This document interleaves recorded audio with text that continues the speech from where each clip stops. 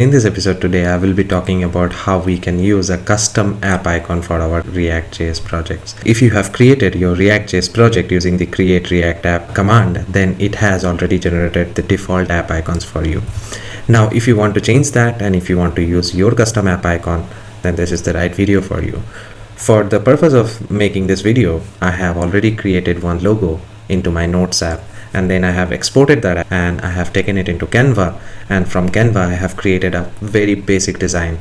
That's something that I'll be using for the purpose of this demo. For any reference on the code that I'll be showing, do check the link of the blog that I have mentioned here. I want to quickly show you the current project structure in the front end, and you can see that we have the two logos 512 and 192 present, and the icon exactly matches with the one that we have on the web page. So I'll also open logo 512 and the same is matching with the React app on the browser that we have.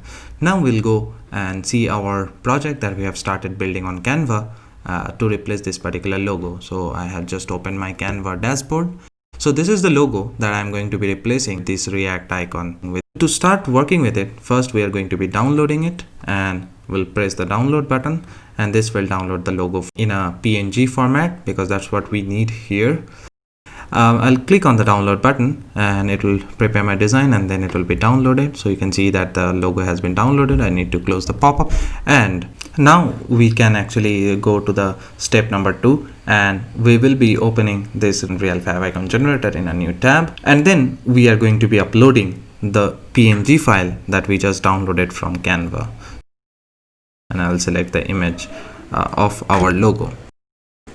Now it will open the image in this window here, and we can see that it has correctly selected. So we'll go ahead with this particular icon, and we'll scroll below, and we will see that this option is selected where it says that I will place the nav icon files in the root of any web directory, and which is public folder for us. So we'll go ahead and generate the fab icon and HTML code from this step.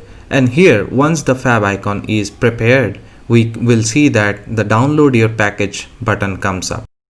And for point number 2 and 3, we can ignore whatever has been mentioned here, and we can actually refer to the blog post wherein we will be proceeding with this particular step by updating the manifest.json.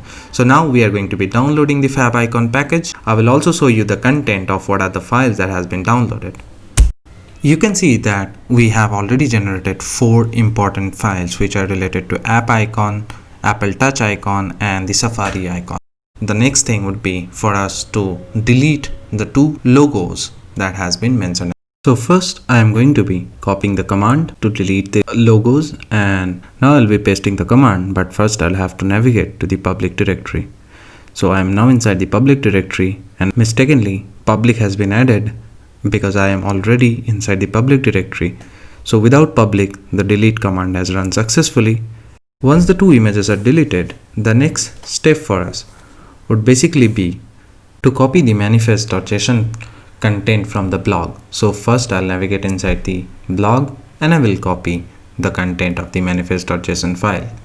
Then in this next step, I will move over to the manifest.json file, and I will just replace whatever has been existing with the content that we copied from the code. In the next step, we are going to be pasting the fav icons and all other related icons that we see in the step number 6 into our public directory. All these 3 files are copied, and now we are going to be pasting it inside the public directory. Now, because the files are already copied, we are ready to go to the step number 6. First, we need to identify the below image block of code from our index.html, and then, as the block suggests, we are going to be deleting this part. So this is the selected part that needs to be deleted. So we will delete this, and then after deleting, we will be copying the link and meta tag into our index.html file. We have already copied the fab icons, and now we are going to be copying the Apple Touch icon and the mask icon respectively. While copying the mask icon, we figure out that it refers to a file and that file we forgot to copy in the first place. Therefore, we will first copy the Safari pintab.svg, and after we copy that into our public directory, we are almost good with performing the steps from the blog post. The next is copying the meta descriptions, which is the description of our site and also a theme color. We will copy them one by one. It is time for us to actually test the changes. So to do that, I'll first move back into our project root, and from here I would start the project by calling yarn start. Once the application has started, we would just compare the previous version of our icon from the tab with the new version. And finally, if all our changes are successful, then we should be able to see the new app icon reflecting on our localhost tab. I hope you have liked the video, and if you have really enjoyed it, don't forget to like it or make some comment if this video has made your life easier. Thank you for watching. I'll see you in the next video.